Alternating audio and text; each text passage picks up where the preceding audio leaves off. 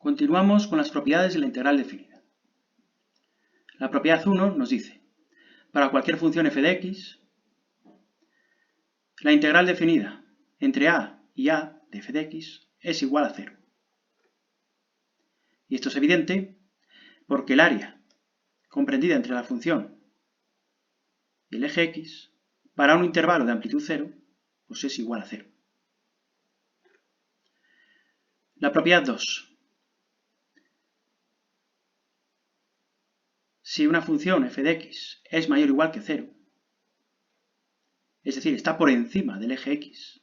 en un intervalo cerrado AB, y además esta función es integrable en el intervalo cerrado AB, entonces la integral entre a y b de f de x es mayor o igual que 0. Es decir, el área que delimita la curva de la función, el eje x, y las rectas x igual a a y x igual a b, es positiva, se toma como positiva. Siempre que el área me quede por encima del eje x y por debajo de la función, el área se toma como positiva. De hecho, cuando calculemos una integral definida mediante la regla de Barrow y obtengamos un valor positivo, deduciremos que ese área está por encima del eje x. En cambio, si la función f de x es menor o igual que 0, es decir, está por debajo del eje x en el intervalo cerrado AB, y si además, evidentemente, es integrable en el intervalo cerrado AB, entonces la integral definida entre a y b de f de x diferencial de x será menor o igual que 0, será negativa. Es decir, el área que delimitan la curva de la función, el eje o x y las rectas x igual a a y x igual a b es negativa, se toma como negativa. Cuando el área está por debajo del eje x y por encima de la función, de la gráfica de la función, el área se toma como negativa. Y de hecho, cuando calculemos una integral definida mediante la regla de Barrow y obtengamos un valor negativo, concluiremos que el área está por debajo del eje x. La propiedad cuarta. Propiedad de aditividad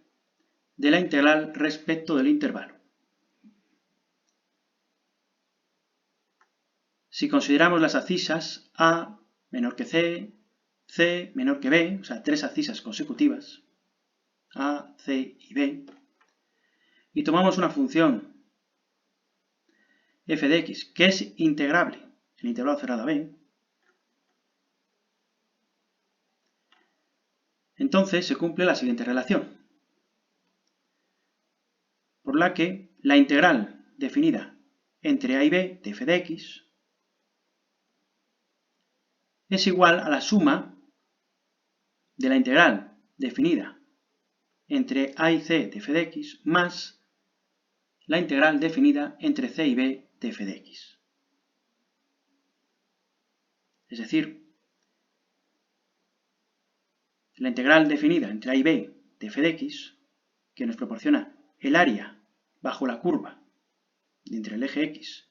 y las rectas x igual a a y x igual a b, ese área pues va a ser igual a la suma de estas dos áreas. La verde nos la proporciona la integral definida entre a y c de la función, y el área rosa nos lo proporciona el valor de la integral definida de c a b de la función. Pasamos a la propiedad 5. Si una función definida a trozos es integrable en cada uno de esos trozos por separado,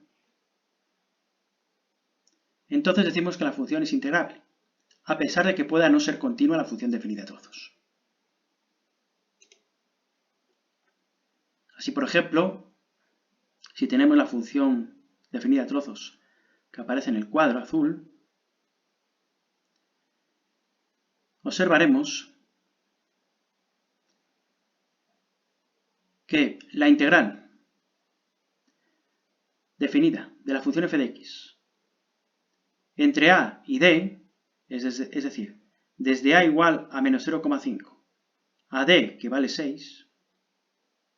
es igual a la suma de la integral definida de esta primera expresión analítica entre menos 0,5 y 2 más la integral definida de la segunda expresión analítica entre 2 y 3,5 y más la integral de la tercera expresión analítica entre 3,5 y 6. A pesar de que la función definida a trozos, como vemos, no es continua en x igual a b, ni en x igual a c, es decir, no es continua ni en 2 ni en 3,5, en esas dos abscisas, no es continua. A pesar de ello, nosotros vamos a poder calcular la integral definida de la función definida a trozos en su dominio, o sea, desde menos 0,5 a 6, es decir, desde a hasta d, integrando o calculando cada una de las integrales de cada una de sus tres expresiones analíticas en cada uno de sus respectivos intervalos de definición. Para cada intervalo de definición, integraremos en cada una de estas expresiones analíticas. De esta manera, la suma de las tres integrales me proporciona la integral global de la función definida a trozos entre a y d, es decir, entre menos 0,5 y 6.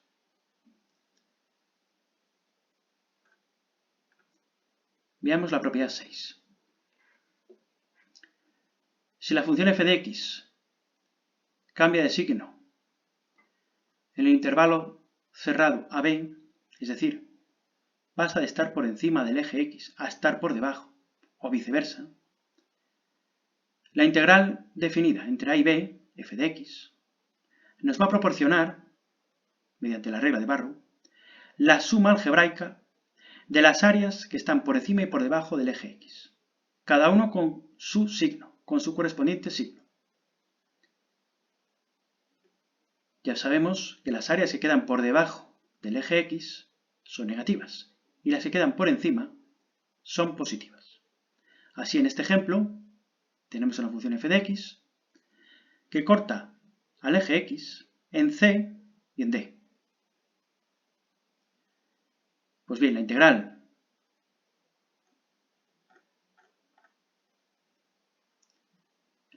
definida entre a y b de f de x, o sea, la integral de f de x entre a y b, aplicando la propiedad de aditividad de la integral respecto del intervalo, puede expresarse como suma de estas tres integrales. La primera de ellas, integral de f de x, entre a y c, cuyo valor evidentemente es positivo, la integral de f de x entre a y d, cuyo resultado es negativo, y la integral entre d y b de la función, cuyo resultado es positivo, por quedar por encima del eje x. Pues bien, si sumamos estas tres integrales, sabiendo que la del centro nos sale negativa, menos 6, tendremos 4,5, resultado de la primera integral, evidentemente positiva, el resultado positivo, dado que el área está por encima del eje x, más menos 6, valor de esta integral, dado que el área que representa está por debajo del eje x y va con su signo negativo, y más el valor de la última integral, que es positivo, nos da un valor total de 0,5 unidades cuadradas. Es decir, nosotros aplicamos, mediante la regla de Barrow, calculamos esta integral y obtendríamos 0,5 unidades cuadradas. en donde observamos que las áreas positivas se compensan con las negativas. De ahí viene que al hacer esta integral, aplicando la regla de Barrow, lo que realmente vamos a hacer es una suma algebraica de cada una de estas integrales, cada una con su correspondiente signo. En cambio, si queremos calcular el área real encerrada, la efectiva, entre la curva f de x, el eje x, y las rectas verticales x igual a y x igual a b, si yo quiero calcular el área de la zona sombreada, yo quiero calcular el área sombreada del dibujo, entonces debemos de calcular por separado cada una de estas tres integrales, como ya hemos hecho. Y al sumarlas, tendríamos que considerar el valor absoluto de las integrales negativas que aparecen. Entonces el área sombreada de este ejercicio de aquí será igual a la integral definida entre a y c de f de x, más el valor absoluto de la integral entre c y d, dado que sabemos que sale negativo, y más la integral definida entre d y b de la función f de x, que sabemos que es positiva. Es decir, si queremos calcular el área sombreada, la efectiva, la real, debemos aplicar el valor absoluto sobre aquellas integrales de las que se obtiene un valor negativo, o sobre aquellas integrales que tengan valor negativo, cuyo resultado sea valor negativo, como nos ocurre en este caso en la integral entre c y d de la función. Pasamos a la propiedad 7. Propiedad de linealidad de la integral. Estas dos primeras se aunan en esta última. Según esta última propiedad, que es verdaderamente la propiedad de linealidad de la integral, tenemos que la integral definida entre a y b de la función k sub 1 que multiplica f de x más k sub 2 que multiplica g de x, esta integral definida es igual a k sub 1 que multiplica la integral definida entre a y b de f más k sub 2 que multiplica la integral definida entre a y b de g. Esta es la propiedad de linealidad de la integral. De esta se desprenden las otras dos. Veamos ahora la propiedad 8, propiedad de monotonía de la integral. Si f y g son dos funciones integrables en el intervalo cerrado a b, de modo que para cualquier x perteneciente al intervalo cerrado a b se cumple que f de x es menor o igual que g de x, es decir, que la función f de x está por debajo de g de x para todas las abscisas de este intervalo, entonces tenemos por conclusión que la integral definida entre a y b de f es menor o igual que la integral entre a y b de g. Propiedad 9 y última que vamos a ver.